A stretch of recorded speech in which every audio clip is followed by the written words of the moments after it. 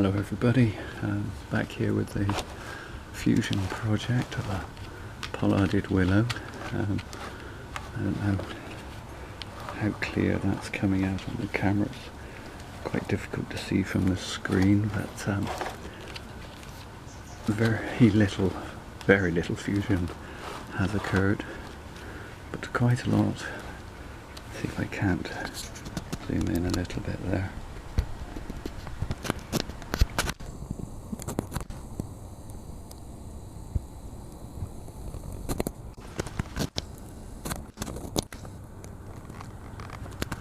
Come on, camera. Wake up and focus. Quite a lot of dieback in certain areas, which I'm going to try and remove as much as possible. Back to live wood. Now, why isn't the camera focusing? Just try and bring it back a little bit. Okay, so yes, quite a lot of dieback, and I think the big problem has been I forgot to use probably the most important tool in a bonsai grower's toolbox, which is patience. I actually think some of these seedlings were just too young, too little, too thin to stand up to the shock of being wired. Some of these bigger, fatter ones I've used have coped very well, and they're quite happy. It's mainly the younger, thinner cuttings that gave up the ghost.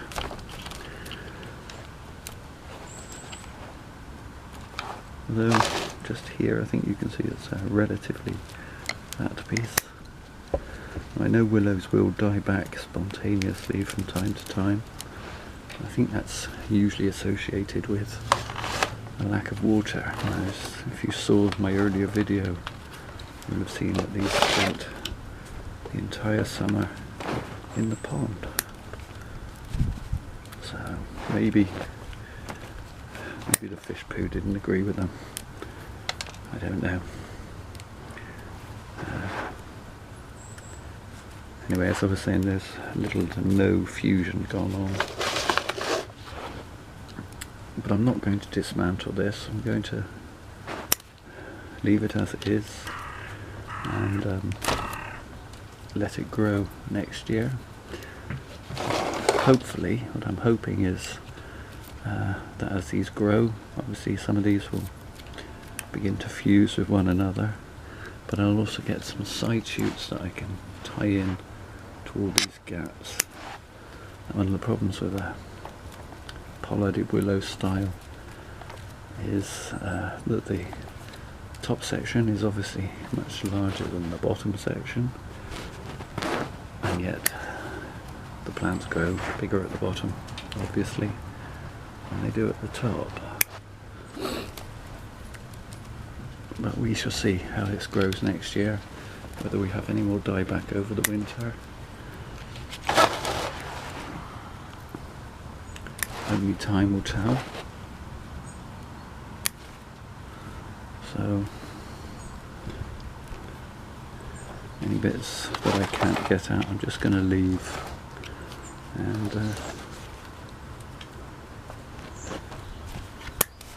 we will try again next year, hopefully getting some better growth. At least these that are still alive I know are survivors, so hopefully they have a good chance. Although all of these were cuttings from the same original plant.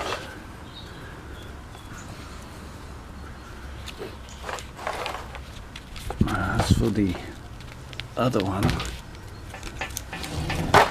that was done actually actually even less, well, I've had even more dieback. I have actually gone through and unwired this. Cut out a lot of the dead wood already, removed a lot of the leaves and things. I think I'm probably going to leave this unwired, allow all these cuttings to grow. I may reuse this frame for something else. I have actually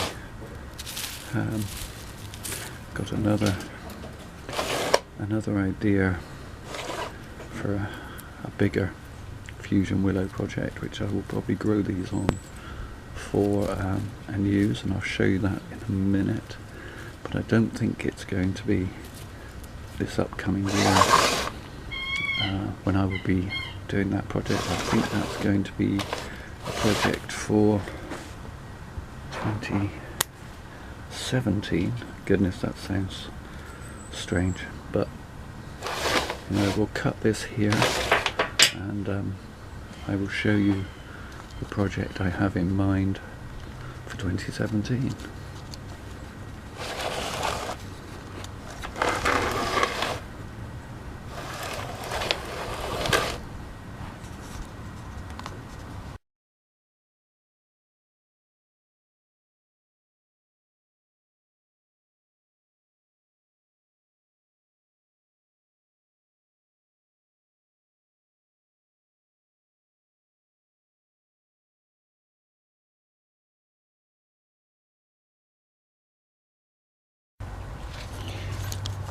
Okay, so since probably around June or so, I've been taking cuttings of willows, and these were all pretty much tip cuttings, just an inch or 2 inches from the tip of a branch. And as you can see, I actually ended up with 3 trays worth. Obviously these are the ones that were taken first in June, and they're mostly at a reasonable size. I had some failures and put some other extras in, and then of course as we went through August and such, these tip cuttings have grown, but not as much. And then in this last tray, I don't know how well you can see these, that is a little willow cutting there. It's an inch tall, if that. So I'm going to dig out that important tool called Patience. All these leaves need cleaning off, and I'm going to allow these to grow next year. Feed them well. I know they're very tightly packed, so they're going to need quite a lot of looking after, watering and feeding. And then in 2017, yes, I said it again, 2017, I hope to use this frame. We come back a little bit. These are regular standard seed trays, so just to give you an idea of the scale. I'm probably going to need even more cuttings than I've got there, but I will use the cuttings from my failed experiment. I've also got a pot full of cuttings here and another little pot full here, and I will continue taking cuttings through next year. And this I'm going to hang on a hook in the shed until next year. And if you see my channel picture, you'll see Coop with his head inside a hollow tree, roughly this shape, and that's kind of what this is inspired by. Anyway, thanks for watching. That's enough of me rabbiting on. It's an update. Take note. Be patient. Thanks for watching.